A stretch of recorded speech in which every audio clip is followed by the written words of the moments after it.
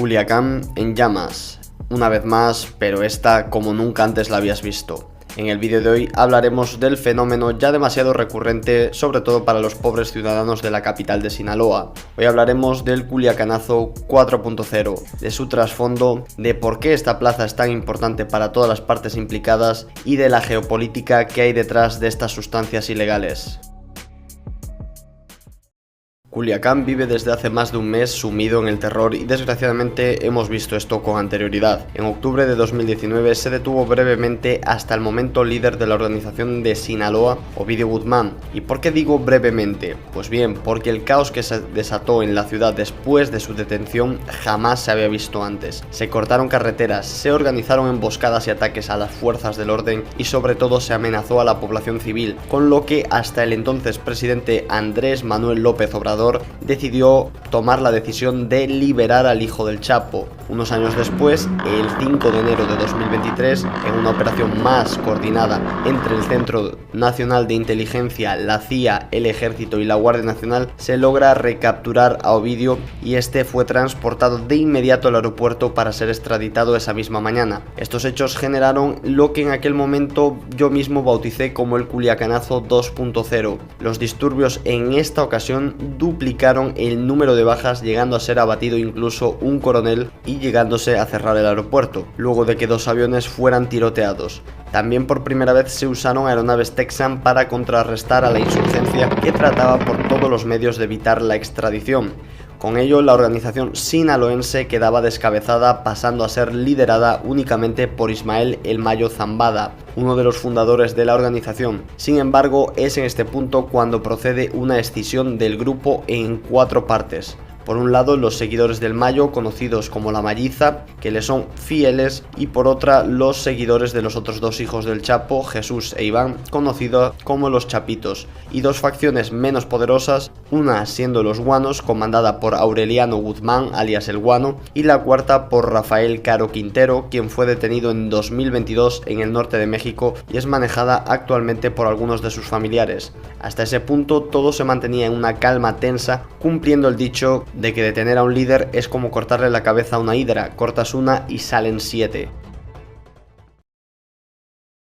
Pero desde luego esta calma tensa duró tan solo unos meses hasta la sorpresiva detención de Ismael Zambada en Estados Unidos el 25 de julio de 2024 en El Paso, Texas. Supuestamente Joaquín Guzmán López, alias el Güero Moreno, habría convencido a este para subirse a un jet privado con destino al país vecino. Poco después de su arresto, El Mayo publicó una carta acusando públicamente a Joaquín Guzmán de haberlo secuestrado, diciendo que fue traicionado cuando iba a participar en una reunión con el gobernador del estado de Sinaloa, Rubén Rocha Moya, y el rival político de este, Héctor Melesio Cuen. A su vez, en la misiva relata todos los hechos del suceso. Esto obviamente fue percibido como una traición por parte de la facción de los Chapitos hacia la Malliza, aunque todavía hay muchos detalles de su captura que se desconocen. Así que este hecho originó una respuesta prácticamente inmediata de la organización criminal, que esta vez puso su foco en otra organización rival en vez de en fuerzas del Estado, sumiendo desde ese preciso instante a la ciudad en un campo de batalla donde se libra una auténtica guerra por el control de la plaza.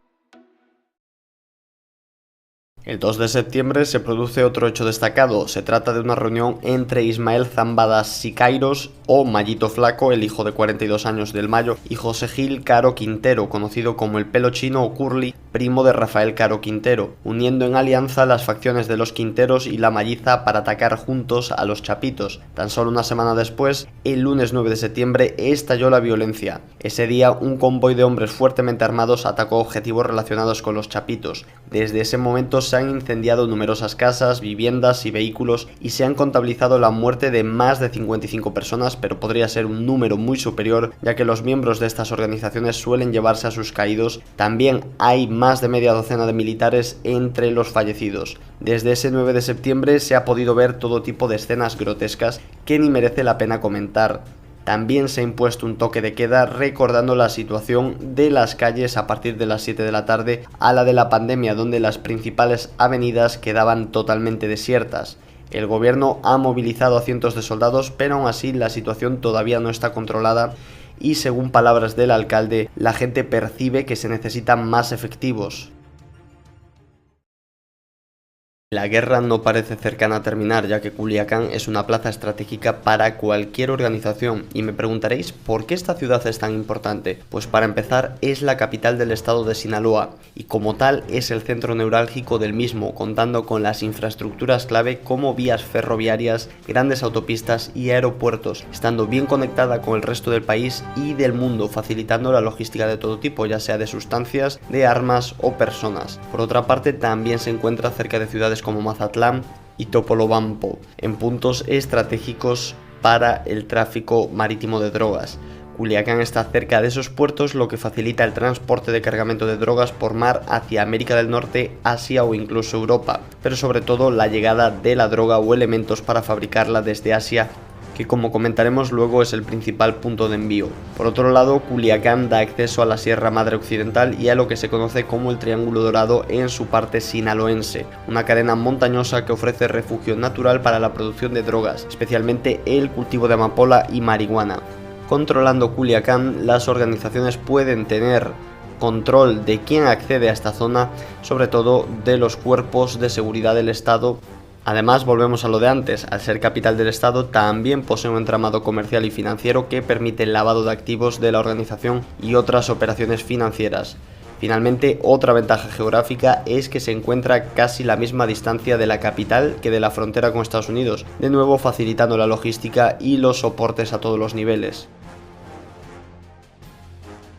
Por estas razones es esperable que el combate por esta plaza continúe. Además, el principal problema de hoy en día es que la detención de líderes no desarticula la capacidad de funcionamiento de la organización, ya que estamos viendo que cada vez más estas optan por una cadena de mando más grande y dinámica con capacidad para comandar pequeñas secciones con gran capacidad operativa, es decir, partir la estructura en cachitos muy pequeños que puedan seguir operando por su cuenta en caso de que el mando caiga, lo cual sugiere un tipo de jerarquización mayor y en general una estructura más compleja de combatir pero más efectiva para los intereses de estos grupos ilegales. Esto es posible en parte gracias a los avances en los sistemas de comunicación. Por otra parte, es probable que con el tiempo estas organizaciones deban externalizar toda su producción, ya que debido al uso y proliferación de drones cada vez ocultar sus plantaciones será más difícil, por no decir imposible, incluso en el Triángulo Dorado, pero es algo que ya se está haciendo, el llevar la plantación fuera de las fronteras de México, ya que los principales productores de amapola del mundo, por ejemplo, son Afganistán y China. Por un lado, los talibanes, aunque contrarios a su producción, han creado un entramado en su economía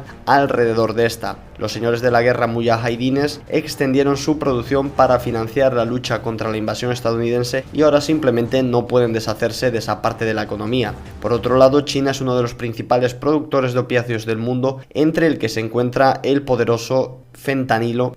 Y recordemos que después de la visita de Nancy Pelosi a Taiwán en 2022, el gobierno chino rompió los acuerdos en materia de lucha contra el narcotráfico, habiéndose incrementado desde entonces el consumo de fentanilo y otras sustancias en Estados Unidos al punto de ser declarado como una emergencia nacional. Por otra parte, la llegada clandestina de droga desde China pasando por México es una de las maneras que tiene Pekín de jugar en la zona gris e intentar desestabilizar a Washington.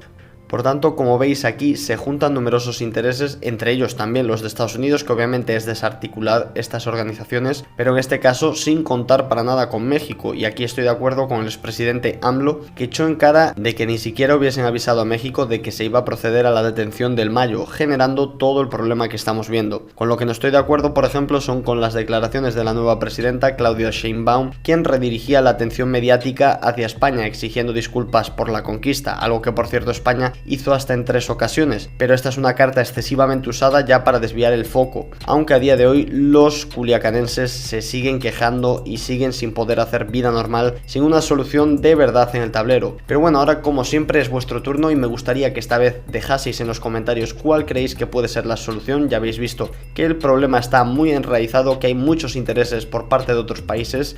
Y también, si os ha gustado el vídeo, por supuesto no olvidéis dejar vuestro like y suscribiros. Como digo siempre, un saludazo a todas máquinas y nos vemos en la próxima. Adiós.